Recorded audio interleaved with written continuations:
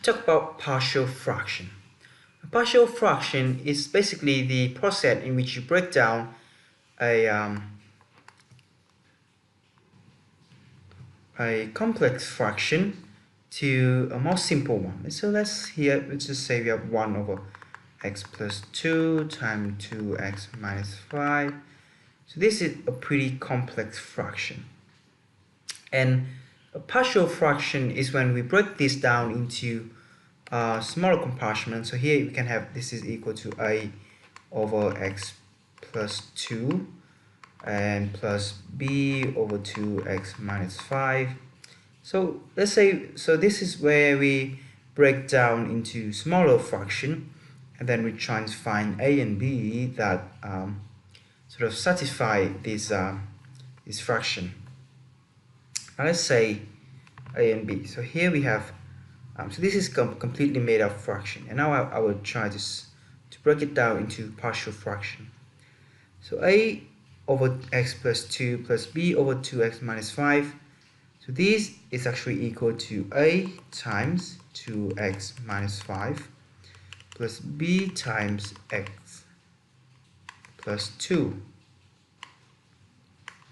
And this over x plus 2 times 2x minus 5 is equal to 1 over x plus 2 times 2x minus 5. So this is what we have. And from this, we know that 2a plus b all times x minus 5a plus minus 5a plus 2b is equal to 1. So because these two are the same. And from that, we also know that 2a plus b is equal to 0, while 5a minus 5a plus 2b get us 1. And from this, we can solve for a and b, which get us a is equal to minus 1 over 9 and b is equal to 2 over 9. And from that, we can have 1 over x plus 2 times 2x minus 5 is equal to 1 over 9 times x plus 2 plus 2 over 9 times 2x minus 5. So from this complex fraction, we are breaking it down into smaller and more simple fraction. So that is the idea of partial fraction. So usually in the exam, it is not always given as that sort of fraction, but sometimes they might give you, say,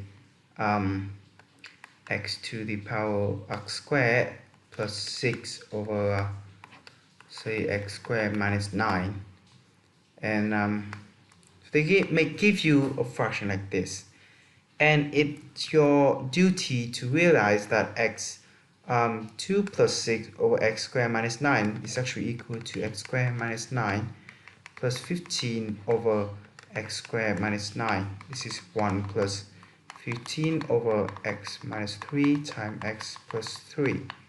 So it is important to realize that sometimes they give you a fraction, but that fraction can actually be reduced more into an integer. And by separating that integer from the fraction, we actually can make it to a more simpler version, so that we can use partial fraction on that fraction. So those are the example of a type of partial fraction. So that is type 1. So we have ax plus b plus cx plus d plus ex plus f, etc. So we just set that to be a over a plus e plus b over that and plus c over that. So you should already understand that. Now type 2 is a little bit different. So here we have the type of ax plus b plus the times say c x squared plus d. Now this is a different type, and to solve this you don't set it to be a over this and b over this. No, you don't do that. But the way you do it is you set it to be like this. So here we have a constant k over that. Now this you should set it to be equal to ax plus b. So you set it over to be m over ax plus b. So this doesn't have x squared, so you don't put so you put it as a constant over that term. And this is plus 2. So these are x squared. So this need to be worked a little bit different. So here you put it as nx plus l. Remember, put it as a linear equation over that quadratic function. So you should do it this way, and by using the same way, so just multiply this with this and this with this, and equating your coefficient as the first example, you can also reduce them to this sort of partial fraction. So that is for type 2. There's another type which is called the type 3, in which it is shown as ax plus b plus c, that's plus b times cx, this is cx plus d square, cx plus d square.